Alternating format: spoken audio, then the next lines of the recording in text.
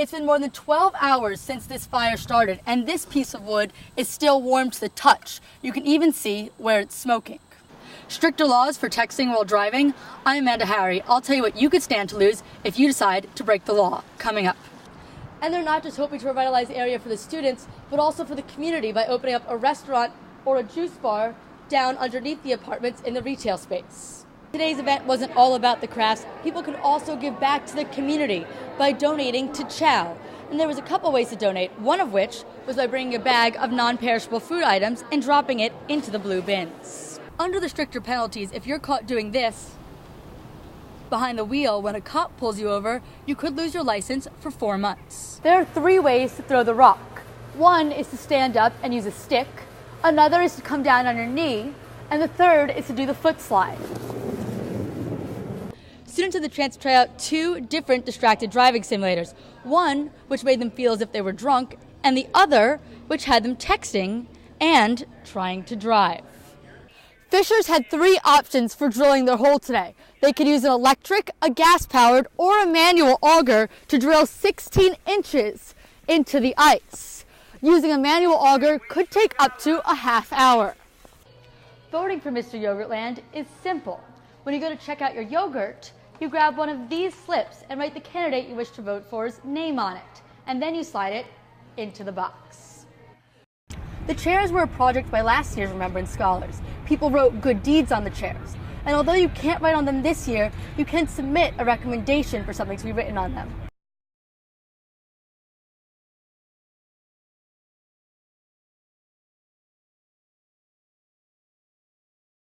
The weather is finally beginning to warm up. The city of Binghamton is taking on a new project to fill all the potholes winter left behind. Our Amanda Harry joins us in studio to tell us more about the plans. Amanda? Caroline, this isn't the first time crews have been out fixing potholes in 2015, but now that the snow has begun to melt, the city can take a more aggressive approach. The work began this morning on Prospect Street and Riverside Drive. The mayor's office and the Department of Public Works has put together a new initiative. The initiative will involve a 4-crew team that will work 16 to 18 hours a day. They have also rented a new machine to increase production of materials needed to fill the potholes. Now, just to give you an idea, this machine makes 7 tons of hot material an hour. Previously, the city was making 7 tons a day, or per shift. So we've seen a dramatic increase in our production, and of course, that is the result of the continuous need. One crew will be continuously making the hot material to fill the holes. Another will be filling holes overnight. Mayor David said that they will work at this pace to fix the potholes throughout the duration of the construction season.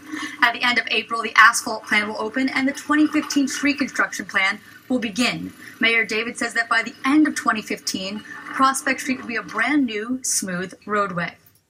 David is working with the New York State Department of Transportation to mill and pave all of Prospect Street, and Binghamton will work to mill and pave the portions not covered by the DOT.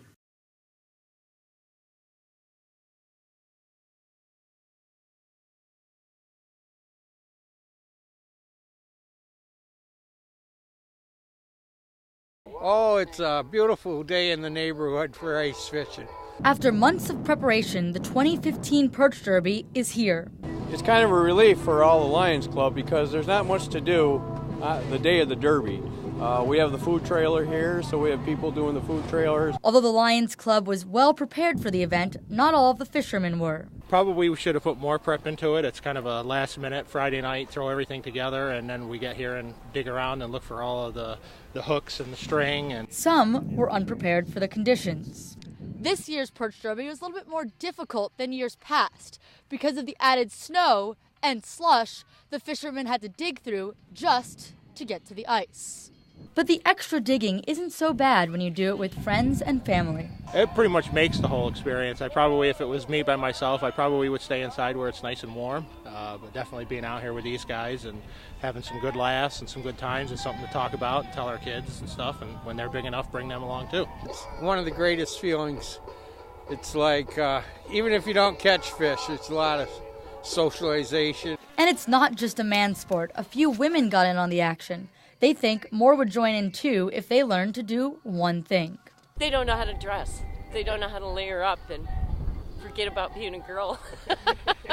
But no matter how much the fishermen and women enjoy being out in the elements with family and friends, there's always something that would make it even better. Catching a fish.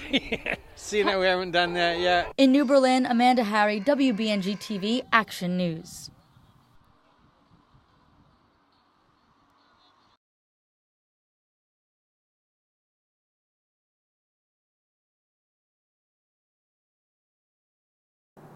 If you saw Makia Radici running down the street, you would never guess that she has young-onset Parkinson's.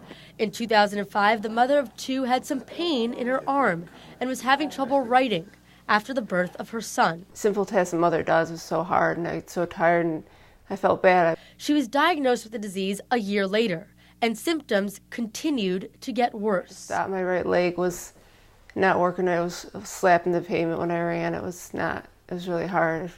A trip, and I couldn't do it. I remember one time my son ran over and he gave her a hug and he said, I wish God would just make your brain better. I just want, my mommy to not have Parkinson's, and that was pretty sad. In February of 2014, 8 years after her diagnosis, Radici decided to try a more advanced treatment, deep brain stimulation, involving 3 surgeries at Strong Memorial Hospital in Rochester. They keep you wide awake without sedation the entire time, and they drill into your brain, and they put 2 leads in there, 2 wires that send electrical impulses to help with the rigidity. 5 weeks later, the stimulation was turned on, and the same night, she did something she hadn't done in years, laced up her running shoes. It was great. I've always loved running. I was so happy. I was so happy that I could move normal and not look funny, because no one wants to look funny when they're out in public, and I was just so happy. It was such a good feeling. She ran 1 mile that night, and shortly after, 1 mile became 26.2 miles when Radici and her husband crossed the finish line of the New York City Marathon. I was just so happy. I just couldn't believe I did it. I started crying, and I just couldn't believe. I mean, a marathon's hard for anyone, but I have Parkinson's, and I ran 26.2 miles. They ran as part of Team Fox. It was started by Michael J. Fox to raise money for a cure. Their team raised $12,000. I'm going to fight this, and I'm not going to let it ruin my life, and I'm just going to keep going for my family. Hitting the ground in the fight against Parkinson's disease in Vestal, Amanda Harry, WBNG-TV, Action News.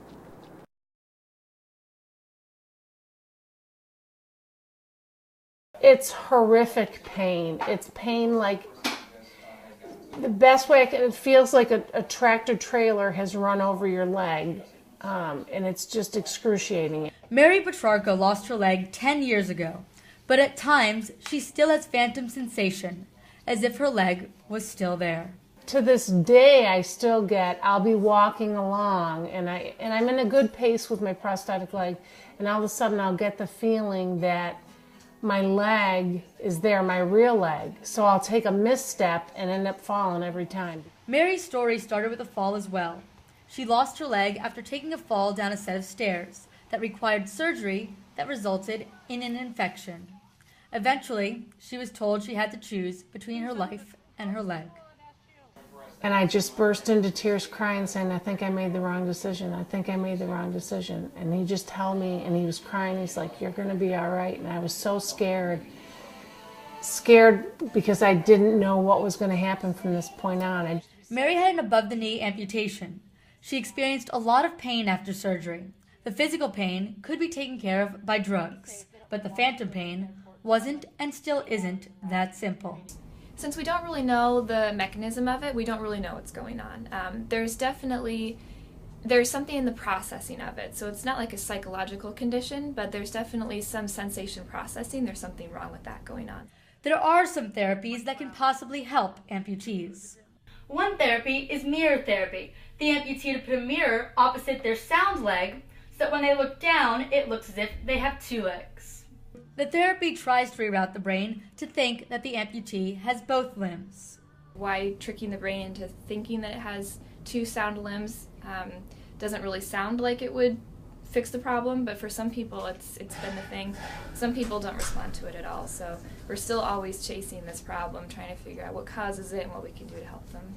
Mary is one of the people that mirror therapy didn't work for, But she did find something else. Rubbing the other leg, rubbing the calf of my leg and my foot, I would rub it and massage it and rub it and massage it, and it would relieve the pain. And I know that sounds weird, but it would relieve the pain in the leg that was amputated. But even when there's no phantom pain or sensation, simple things can be a struggle. And like our daughter just got married a year and a half ago, and everyone's like, "You need to get up on the dance floor." And I cried because I can't get up and dance between my prosthetic leg and lack of movement in my back. I just stood there like looking like Frankenstein, and I thought, I don't want to do that. I don't want to look stupid out there. And so I just sat there and cried that I couldn't dance at my own daughter's wedding. Mary has come to terms with her condition and has tried to find the positives. This is the rest of my life. Nothing's ever going to change. There's never going to be another day that I'm going to wake up and have two legs. But a lot of good has come from it. I started a support group. It's a very good support group with a lot of people in it. And who understands best than another amputee? Mary's support group meets once a month, and some of the members chose to become certified peer visitors to help others who have recently lost a limb. Amanda Harry, Citrus TV.